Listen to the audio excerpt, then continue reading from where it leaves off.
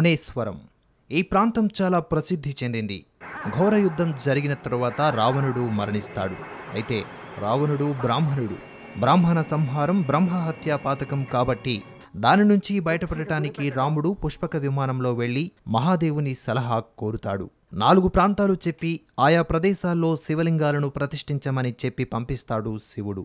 అవి శ్రీలంకలోని మనవరి, తిరుకోనేశ్వరం, తిరుకేతీశ్వరం కాగా 4వది భారతదేశంలోని రామేశ్వరం. అయితే రాముడు పుష్పక విమానంలో శివుడు వద్దకు వెళ్ళింది మునేశ్వరం అనే ప్రాంతం నుంచేనని పురాణాలు చెబుతున్నాయి. ఇంటి గుట్టు చెప్పి లంకకే చెడు తెచ్చితేవి కదరా.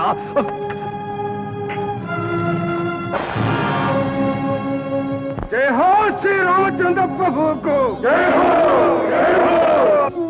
మహావీర, నీకు వీరోచిత మరణమే సిద్ధిస్తున్నది. కైలాసవాసివై కపర్ది సేవా భాగ్యాన్ని పొంది.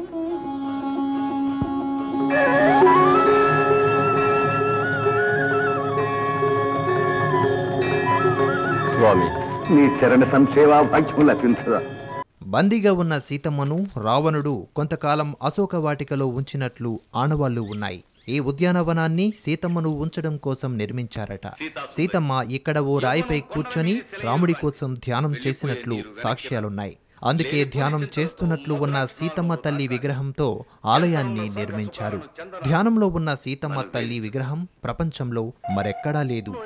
100 ఏళ్ల క్రితం జరిపిన తవ్వకాల్లో శివుని విగ్రహం కూడా ఇక్కడే బయటపడింది.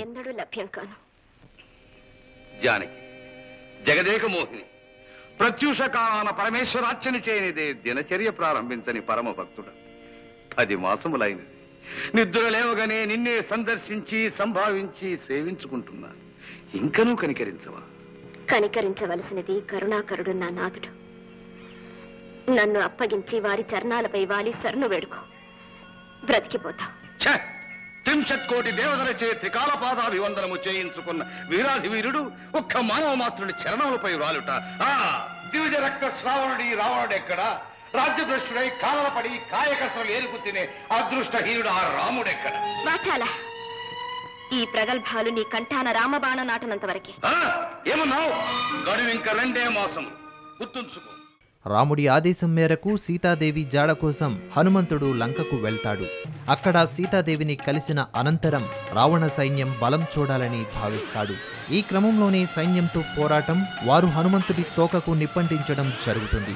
కాలుతున్న తోకతో హనుమాన్ రావణుడి నివాస మందిరంలోని పలు భవనాలకు మంటలు అంటిస్తాడు.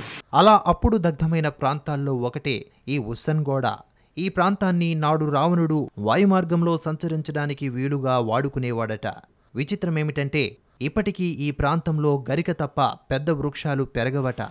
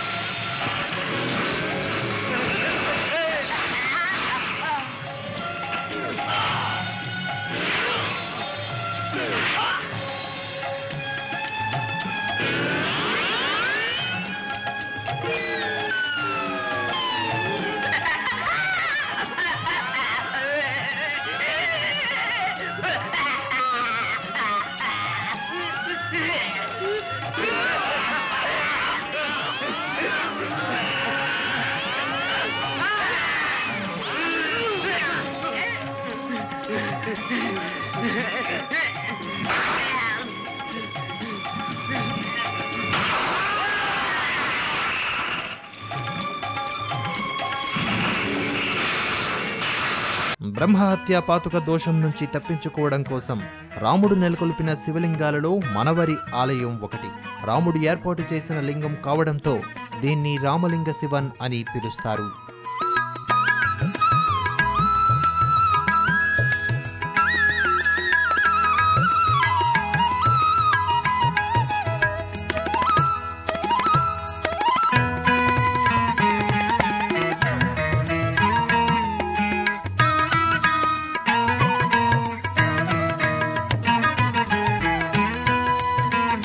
ఇది శ్రీలంకలో మొట్టమొదటి పంచముఖ ఆంజనేయ స్వామి ఆలయం.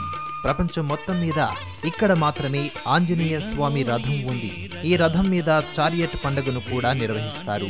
డిసెంబర్ చివరిలో గాని జనవరి ఆరంభంలో గాని ఈ ఉత్సవాలు జరుగుతాయి. వీరాంజనేయ ఘనత వినవోయి వీరగాథ, వానర శ్రేష్ఠుల చెలిమి రామునికే సమకూర్చే, వానర శ్రేష్ఠుల చెలిమి రామునికే సమకూర్చే, నత సుగ్రీవుని నిలిపే కపిరాజుగా ప్రకటించే.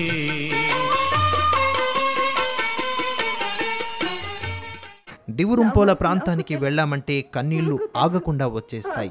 రావణ సంహారం జరిగి యుద్ధం ముగిసిన తరువాత రాముని చెంతకు సీతమ్మ తల్లి వస్తున్న తరుణంలో రాముడు అగ్ని పరీక్ష కోరిన ప్రాంతం ఇదే. సింహళ భాషలో దివురుంపోల అంటే ప్రమాణం అని అర్థం. దిక్కుతోచక సీతమ్మ రోదిస్తూ అగ్నిలోకి దూకిన ప్రాంతం మనం చూడవచ్చు.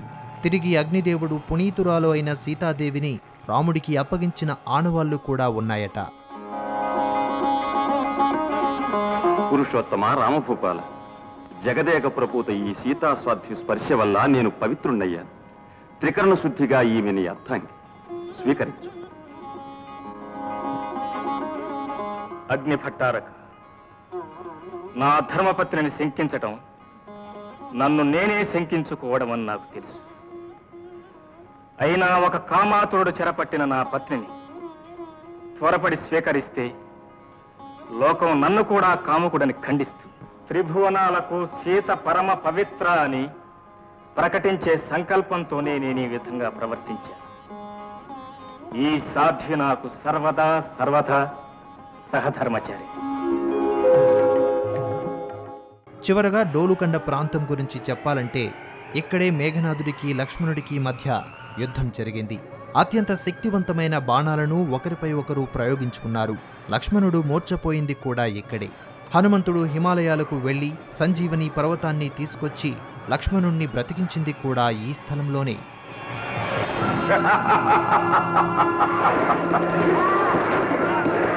అనితర సాధ్యమైన ఒక బృహత్ కార్యాన్ని మేము ఇప్పుడు నిర్వహించాం. ద్రోణాద్రికి దక్షిణ శిఖరాన మహా తేజస్వంతమైన ఓషధి పర్వతం ఉంది. దానిపై విశల్యకరణి, సౌవర్ణకరణి, సంజీవని, సంధానకరణి అని ఓషధులున్నాయి. వాటిలో సంజీవనిని సూర్యోదయం లోపల తీసుకురావాలి. జై శ్రీరామ్. హనుమంతుడు పర్వతాన్ని తీసుకువస్తున్నప్పుడు అది 5 ప్రాంతాల్లో పడిందట. ప్రస్తుత శ్రీలంకలో ఆ ప్రాంతాల పేర్లు రుమసల, డోలుకండ, రిటిగల, తల్లాడి, కచ్చచాటివు. చివరి వరకు తీసుకొచ్చింది డోలుకండ వద్దకు వచ్చిందన్నమాట. విషేణ, ఈ బండ నేల మోపే స్థలం లేదు. నీవే పైకి వచ్చి మూలికను తీసుకో.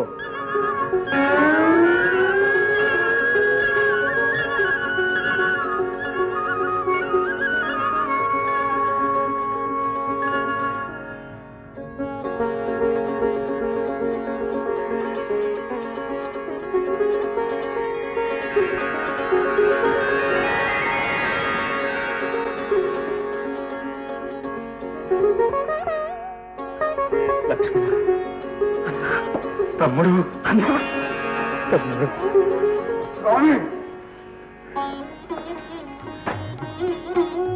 స్వామివో బంటువో, ఆపదలో నా పాలిట దైవానివై నా తమ్మునికి ప్రాణదానం చేశా.